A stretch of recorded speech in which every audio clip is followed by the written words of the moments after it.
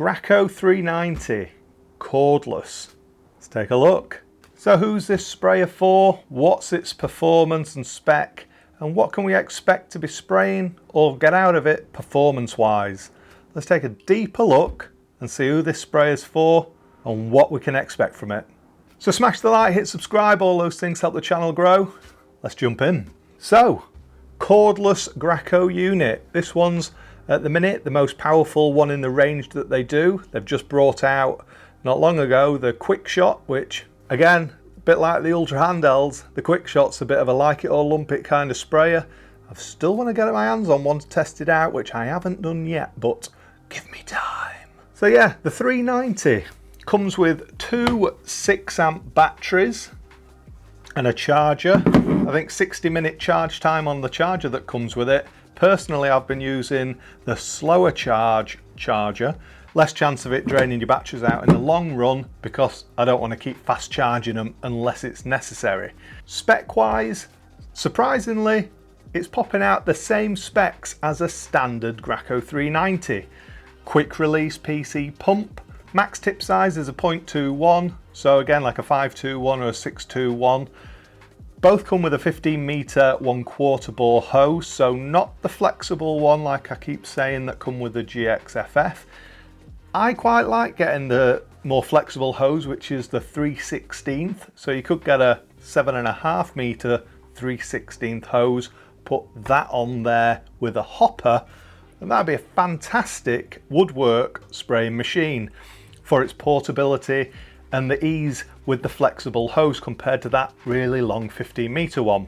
Gun wise, I've got the Graco Compact on there. Again, fantastic gun for woodwork. So small, so maneuverable. Added with the 1/8 whip hose, again, it's like a shoelace. So really flexible. I'll show you.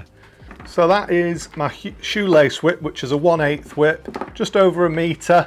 And then this one is the 3/16 hose. So again, it's fairly flexible because on a standard sprayer, when you'd get the 15 meter hose, that's generally, the 3/16 would generally be your whip hose for a meter long. But as I say, I've got a 7.5 meter version with a thinner, again, whip and a Graco Compact as the gun. Great combo. So even though it's cordless, it's still giving out max pressure at 3,300 psi, or about 230 bar for you guys over the pond. So all in all, fantastic really. Great specs to be able to be coming out of a battery. Probably looking at about 10 litres of paint per battery, but again, that depends on what pressure you're spraying at, how thick your materials are, or how big of a tip you're using. So basically, how much are you running the pump? If you're spraying low pressure on woodwork at around 1,200 psi, you're going to get a lot more out of that battery than if you're spraying emulsion at 1,800 psi, for example, because you're obviously putting more work on the pump, so it's going to drain that battery quicker.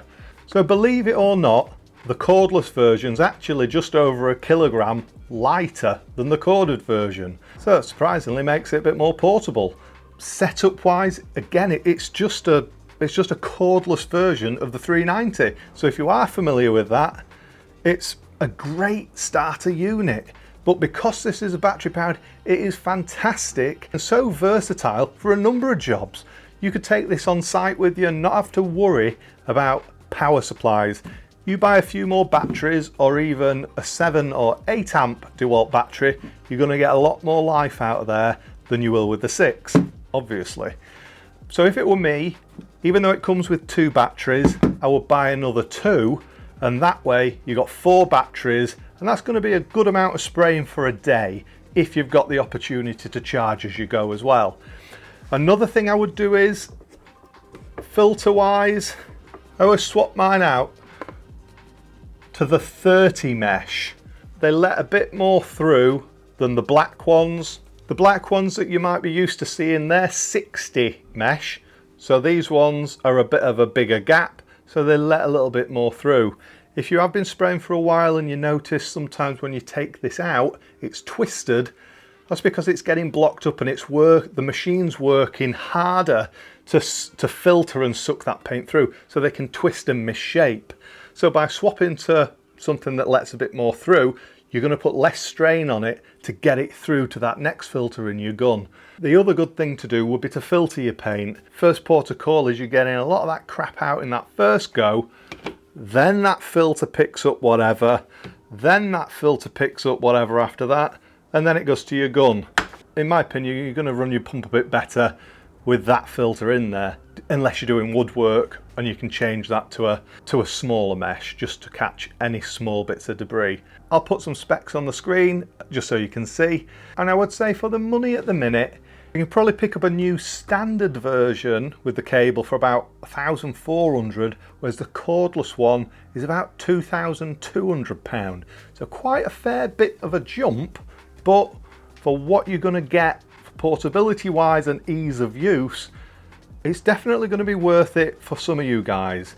Now, there are two other units. This is the bigger boy of the cordless versions that Graco do. The other ones that they do are the Graco GX21 or the GXFF or GX19, I think it is abroad. And again, the quick shot. The DeWalt batteries that it come with are the XR Flex Volt batteries, and they just slide in under there. We've got a on button there. We light up green when we're a go. Comes off. As well, these ones come with the ProConnect pump, as I say, so easy out, easy in. So if you're ever having trouble on your job site and your pump goes, you don't need to send it away to get serviced and repaired. You can do that yourself in about 5 to 10 minutes. Hardly any tools apart from a hammer and some common sense, and you get up and running in no time. I'll just show you one. So this is an older one. I just got it plugged up, it's still okay. So that's a bonus, especially when you're running on big jobs, that you might be able to do that yourself and save downtime. So would I recommend this unit? Yes, I think it's brilliant. I think that we're probably going to start to see a lot more battery powered units come onto the scene in the next few years from different brands.